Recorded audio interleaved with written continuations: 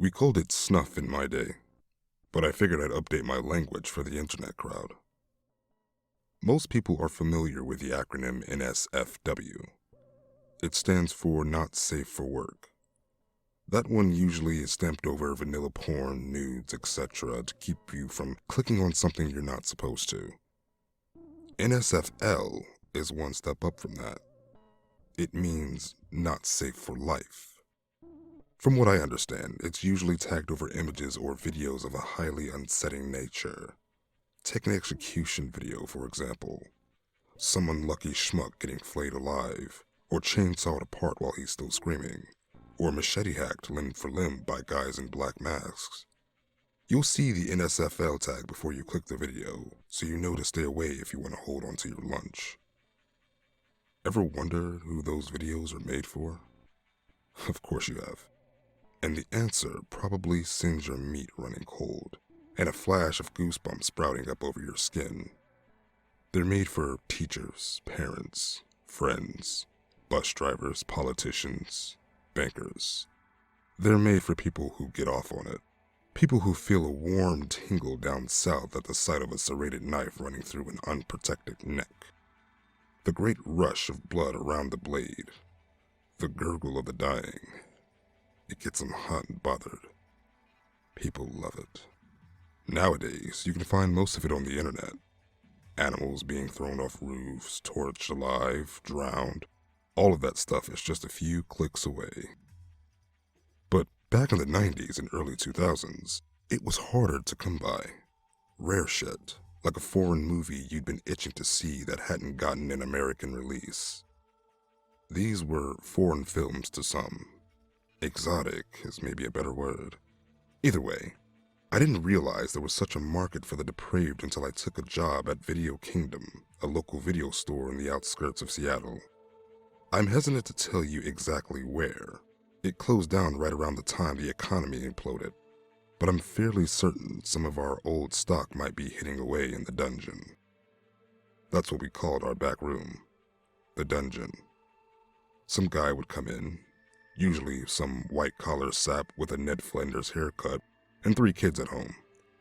He'd trundle up to the counter, looking around like there might be FBI crouched behind the VHS racks, and he'd say, "I'm here to rent a rare film, The Dungeon by Carl Hinton." There would be an exchange of glances. I'd look him up and down and pretend like I was sizing the fella up. You know, he'd scan the place nervously, look back at me with an almost apologetic expression that said, "I swear I'm not fucked up." I'd shrug and lead him through a velvet curtain into the back room. We'd navigate boxes of VHS rentals. I'd pull aside an industrial shelf that concealed a hidden doorway, lead him down a flight of stairs, neon lights from a kitschy "The Dungeon" sign guiding the way. We'd hit a subterranean level, and the fella's eyes would turn into saucers, a hard-on tinting his pants as he wandered into our sicko's paradise. Welcome to the dungeon. I bet you're picturing some dimly lit hellhole stashed with black unmarked videotapes. Not this place. This was a classy establishment. Carpeted, paneled walls, lounge chairs. Dimly lit, sure, but like a cigar lounge is dimly lit.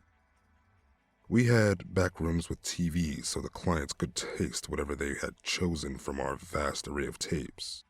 There were dozens of categories, like any regular video store, featuring everything under the sun. We had a whole section dedicated exclusively to people being run over by steamrollers. They were sourced from all over the world, I was told. Mostly Eastern Europe, Asia. I took it as gospel. I hadn't watched any of the stuff. It should be noted that anything relating to kids was forbidden. That was where we drew the line. And if some guy came asking for that, we'd send a few heavies to his house with knuckle busters and orders to maim. We were scrupulous, a morally inclined organization, but everything else, fair game. I know you're probably thinking I'm some mentally warped scumbag drifting through life one slaughter video after the next. You'd be wrong. I never watched those tapes, never joined up to sell them either. I didn't know what I was getting myself into. I was 22 the summer I started working at Video Kingdom, and by the time Halloween rolled around, the owner of the place had me roped into his sick scheme. By that point, I was in too deep to get out. He had me by the scruff with an ugly knife tucked up against my jugular, metaphorically speaking. I'm going to spare you the story of how I got involved. It's long and boring and surrounds me seeing something I shouldn't have while smoking weed in the storage room after work. The story of how I quit is much more interesting. I'm here to rent a rare film, he said. The Dungeon by Carl Hinton. I could tell this guy was bad news. He looked like he was grown somewhere dark and moist. A basement-dwelling freakazoid. Crusty, slightly overweight. Enough grease in his hair to keep the McDonald's fryer running for a year. Big Van Helsing-style leather overcoat. Combat boots. Unlike most folks, he wasn't nervous either. He was confident. Smug even. I could tell he was a veteran. That gave me pause. I was sharing air with no run-of-the-mill freak. This guy was one step away from making his own tapes. If only I'd known, I would have said, "Sorry, sir, we don't carry that." That's what we fed to unscrupulous figures. It was at the clerk's discretion.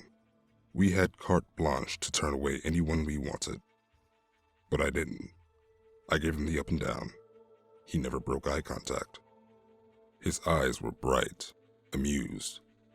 They were alive, like two black pools of oil just waiting for a spark. I swallowed. "Right this way," I said. He knew his way around the dungeon. That was odd.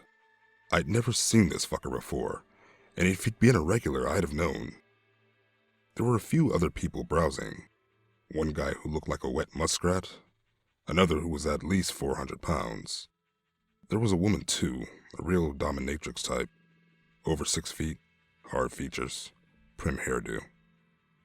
My guy didn't spare a glance at any of them. He hurried to the vault. That was what we called this old-school vault door tucked into the back corner of the dungeon.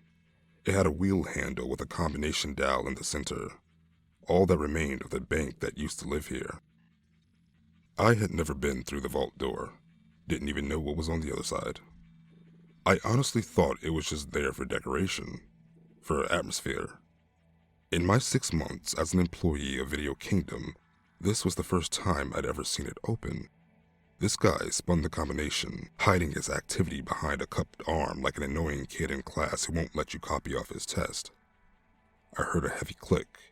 He cranked the handle and the vault door wheezed open. The skeevy guy slipped inside, slamming it shut before I got a good look at what stood beyond. It nagged the hell out of me, like that itch you can't scratch. I had to know what was beyond that door, but I knew better than to ask questions in a place like this. I was the highest paid video store clerk in the world for a reason. I could have gone to Carl. Carl as in The Dungeon by Carl Hinton. Fake name, obviously, but a real enough guy. He was short, big personality, like a Danny DeVito type. I had only met him a few times, but he always treated me like a son. Slaps on the back, mussing my hair. Hell, he even called me son. But I didn't go to Carl, because asking questions meant I was curious, and you don't get curious unless you're interested in the merchandise. So I decided to check it out on my own. Christmas Eve, slowest night of the year. I was clerking the dungeon while my colleague ran the upstairs. It had been empty for a while, so I decided to take a peek. Had I known the guy from a few months ago would be showing up, the one I first saw enter the vault, I'd have kept my ass glued to the chair. I wouldn't have gotten curious. What was the fucking combination? I tried a few random spins. 11/22/63, JFK's assassination. 4/20/1889, Hitler's birthday. No dice. The vault was locked up like a nun's underwear. I thought, racked my brain. Then it hit me like a freight train. The Kissinger tape. That was one of our videos I had seen. Carl made all the newcomers watch it. It was the first known snuff film. It was like the Santa Claus of the forbidden VHS community. A white whale, rare and iconic. Anyone who's familiar with it and worth their scruff can tell you what day it was filmed on. That was easy. Thanksgiving, 1929. I remember watching it for the first time. A sepia-toned nightmare. A galaxy of grain shooting across each gory frame. I won't tell you what's on it. Well, what the hell. It stars a family of Depression-era farmers tied up in their field. Ma, Pa, Grandma, Grandpa, and two gangly teenage boys on the wrong end of their horse-pulled plow. Story goes they had some beef with one of the big corporations who owned their land. That was how the man got you back then. You sold some of your land for loans to buy seed or whatever, and once you took the loans, there was no getting out from under them. The corporations would twist and squeeze until you owned nothing but the clothes on your back. Pa was clever, figured it out. Started corralling up all the farmers in a union to expose the banks. Banks didn't like that, so they hired some outside hands to make an example. And it was made at 24 frames per second. Now here I was, some 50 years later, spinning their death date in a dial. I spun to 29 and heard a satisfying click. It had fucking worked. My hand was shaking, trembling a little, shot with adrenaline. I gripped the vault's handle, spun the wheel. Thunk. The vault door wheezed open, stale air and darkness spilled out. There was a bucket of flashlights on the floor. I grabbed one and clicked it on. A cone of light shot ahead, illuminating the bank vault. Metal walls crushed in. Pegs drilled into the walls held various weapons. It was like a fucked up toy box. Guns, knives, razor wire, chainsaws, hacksaws, pliers, scalpels.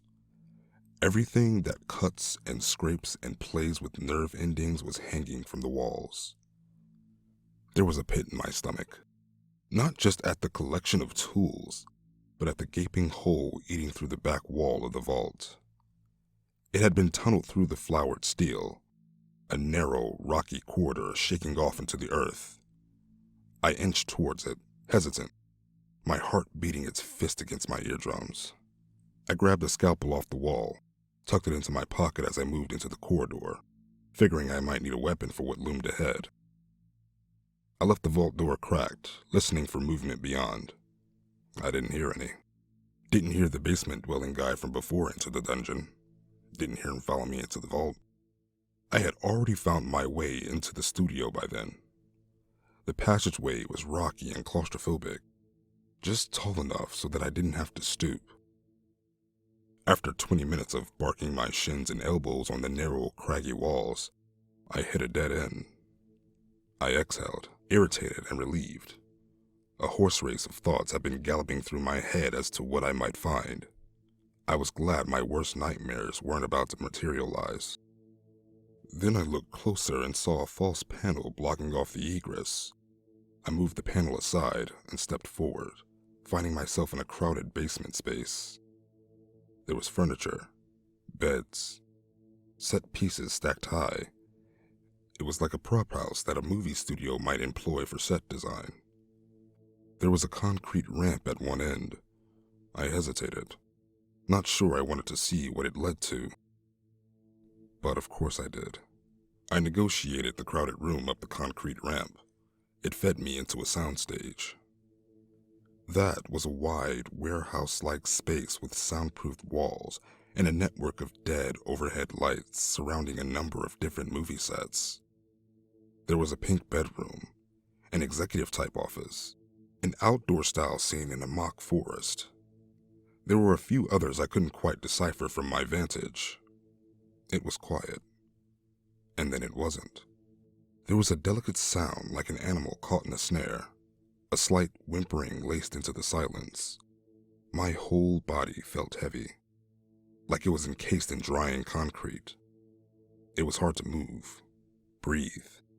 I inched toward the noise, hyper-aware of every movement, every crash thud of my heart, each breath sawing through my lungs. I nosed toward the whimpers and saw cages resolve out of the gloom, lots of them, a dozen, maybe two. Inside, like tired, broken animals, were men and women, naked, cuffed, ball-gagged, curled up in a soup of their own filth. Most were limp and unconscious. A few were bleary, nodding in and out of consciousness as whatever drugs they were on wore out. An icy bolt of dread shot through me. We weren't just a supplier of rare tapes. We weren't just a distributor. We were a producer. Carl Hinton made our videos. Most of them, at least. I heard footsteps behind me, started to turn. Thud. Something hard and blunt cracked across my skull. A light bulb popped behind my eyes. I crashed down into darkness. I knew my hands and legs were restrained even before I opened my eyes. I could feel the cuffs digging into my flesh. My eyes eased open. Blinding light hammered my pupils. A violent white light from overhead hurt my eyes, stung them. Slowly, a movie set resolved around me. It was a beige office crowded with paperwork and boxes of VHS tapes. I recognized it immediately. A facsimile of Carl's office. An exact detail-for-detail replica. A camera locked off in the corner trained on me. I looked down at myself. I was still in my work uniform, hands and legs fettered to a bolted-down chair. I struggled, groaned. Heard hushed voices. My back was to the door, so I had to fight in my seat for enough leverage to look around. The door opened. Carl Hinton entered. For an instant, I saw past him into the area beyond the set. I saw the greasy basement dweller with a suit who was handing over a pregnant duffel bag. Then, the door swung shut and Carl took his place behind his desk. "Sorry it had to be like this, son," he said sadly. "But it would have ended here either way. We don't do severance or 401k at Video Kingdom." He smiled at his little joke, like it was the funniest thing in the world. I tried to ask him what the fuck was going on, but I couldn't. I was gagged. Muted syllables escaped. Carl frowned. "Don't bother, kid. You're fired. That's a segment we do from time to time when employees of the dungeon hit expiration. You're fired. We don't stock it at Video Kingdom for obvious reasons, but I hear it's a big hit in Japan." I struggled against my binds, fought, screamed into my gag. Carl just watched, slightly amused. "Go on, keep it up. They love it. You know they do. You're giving them what they want." I fought harder, rattling my binds until my wrists bled. Carl sighed. "The guy who's gonna fix you is a regular. Real vanilla Joe, but he pays well. He'll saw open your throat, one and done. You won't suffer." I screamed something into my gag. He smiled, piecing together my question. "Nobody'll come looking, son. We're processing your paperwork so it'll look like you got fired 2 weeks ago. I liked you, kid. I really did. Sorry it had to be like this." He got up and left. I struggled for a while, not sure how long. At some point, the guy in the suit passed through the room like a cold draft. A real plain guy. Might sell insurance, maybe real estate. Probably has a wife and a few pups back at home. Maybe a pool. He fingered the camera. The red recording light blinked on. With a sigh that said, "Sheesh, this is not the position I want to be in," he claimed the spot behind the desk, pretending to be my boss. He was practically vibrating with excitement as he started through a poorly written script about how my employment was being terminated. I didn't hear any of it. I was focused on something else, the scalpel I tucked into my back pocket. My hands grazed the handle, just out of reach. I strained harder, vaguely aware that the guy was done talking. He was rising now, producing a big Bowie knife with a serrated blade. He was walking over to me. I could smell his aftershave, something minty. I got the scalpel between the tips of my fingers. He yanked my head back, exposing my neck, getting ready to slice through the big net of veins pumping blood to my brain. The Bowie knife went up. The scalpel slid out, slipped, fell. I reached out and caught it just in time. The Bowie knife came down. I saw a wink of light off the polished blade. I gripped the scalpel and stabbed. It was a blind stab, inhibited by my lack of wrist movement. But he was right behind me and standing crotch level within the arc of my swing. The scalpel sunk through hot flesh. I felt it burrow through skin and gristle. I felt something pop as it sunk in further.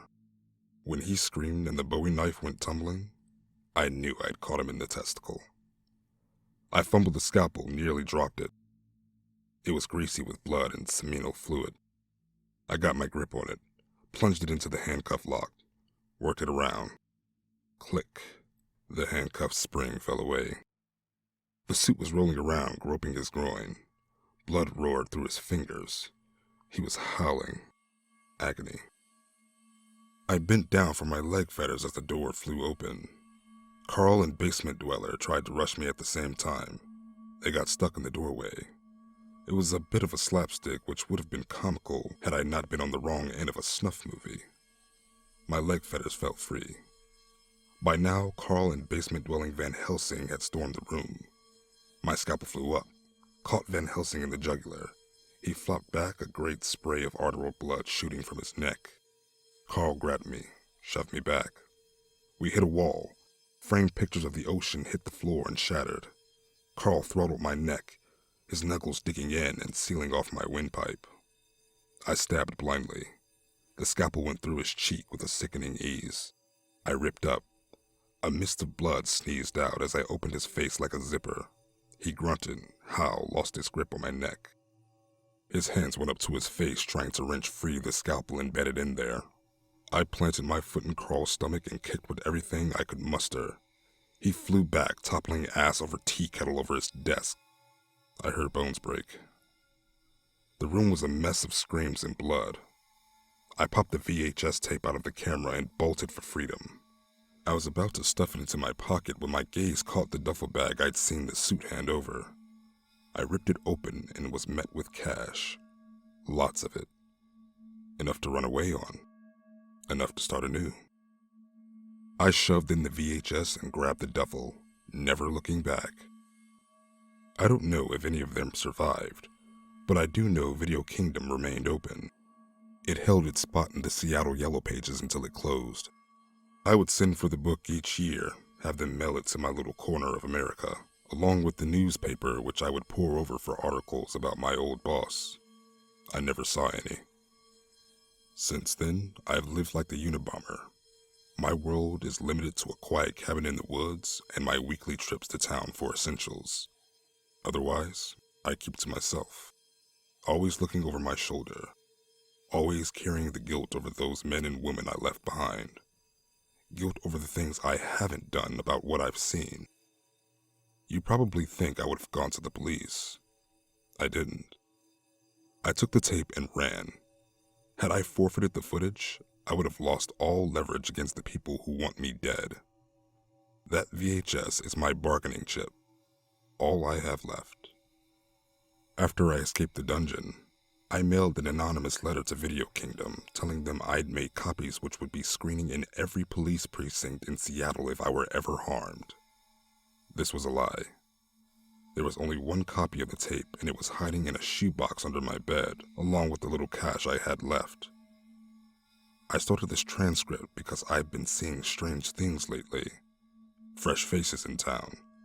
SUVs with tinted windows. I can't help but feel they're following me, watching.